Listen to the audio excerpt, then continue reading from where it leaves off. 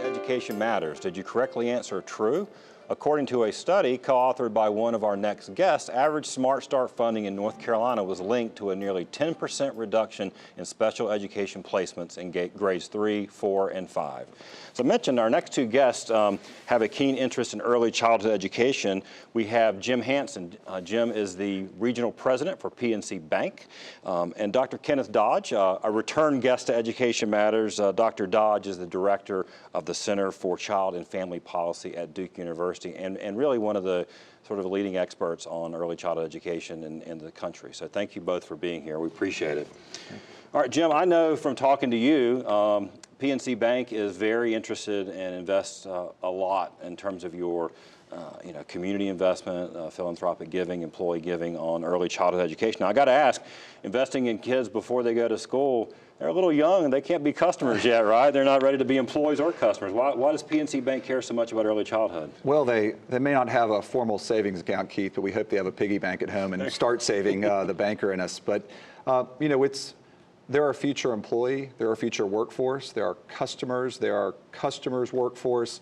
And I think as the superintendent touched on, if you don't start early and have them ready, it's what we've realized, and we've made a commitment we're 13 years into this commitment and $350 million commitment to early childhood and making a difference in the lives of these children to prepare them. And there's more and more discussion, obviously, as this gets talked about and other business partners that are coming to the table through the business roundtable and helping support the efforts. That's a serious investment. So I know I've seen some news coverage. You've worked with some other CEOs, not just here in North Carolina, but nationally on this issue, right? That's right. And we put our the millions in grants, but also the time our employees put in. And here in North Carolina, in the last 5 years, our employees have volunteered 12,000 hours in early childhood centers, making a difference in the lives of young children. That's fantastic. Well, Dr. Dodge, I know your studies, I've read your studies, and you've got a new one that just came out that you were a co-author of,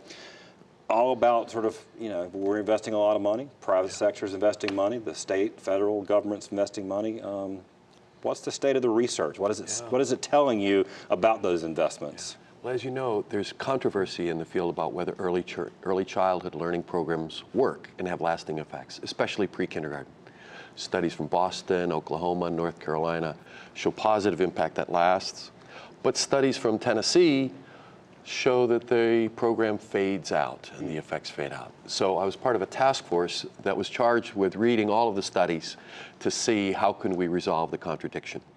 What we concluded was that every study is probably correct.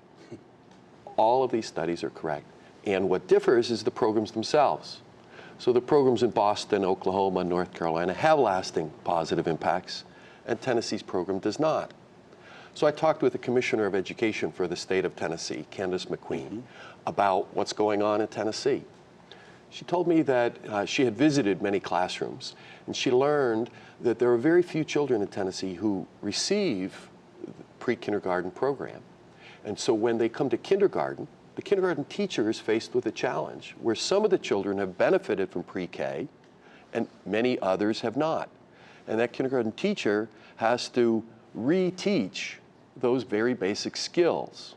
And as a result, the kids who had pre-K flounder and the others catch up. Okay, so it really is about program structure. So you feel certainly it's one of the things that being from North Carolina, and we've been a leader in early childhood, and your research shows that our programs do work. There's two things that are important. First is the quality of the early childhood program, and second is the continuity between the early childhood program and what happens in elementary school.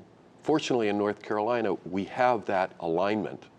John Pruitt, who created the Mord 4 NC Pre-K program, also works in DPI under the superintendent and makes sure that there's alignment between what happens to children in their first 5 years of life and what happens when they enter elementary school. Well, this must be encouraging to hear. I mean, you're someone whose company's putting some bucks behind it. You've got a new initiative that was announced to drive even more resources in. Tell us a little bit about that.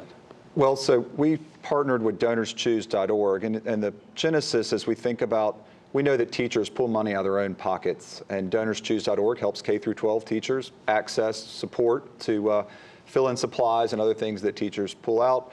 What we realize is that pre-K was not part of that conversation as much. There were some pre-K teachers in there, but Head Start classrooms did not have access to it. And so we worked with Donors Choose to flash fund all requests in pre-K in the state of North Carolina. We also have Head Start classrooms with access to it now.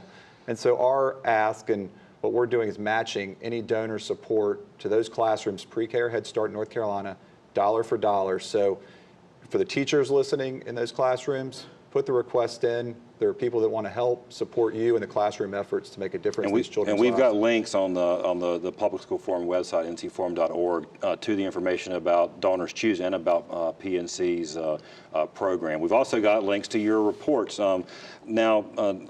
Last question, we only have about a minute left. Policy-wise, I mean, what do we need to do in North Carolina to make sure that these positive benefits continue? You know, 200 years ago, when we first formulated education policy in this country, the best minds thought that children's learning didn't start until age 7, the age of reason. And as a result, we started public schools that began at age 7 or 8. Today, the science tells us children begin to learn even before they're born.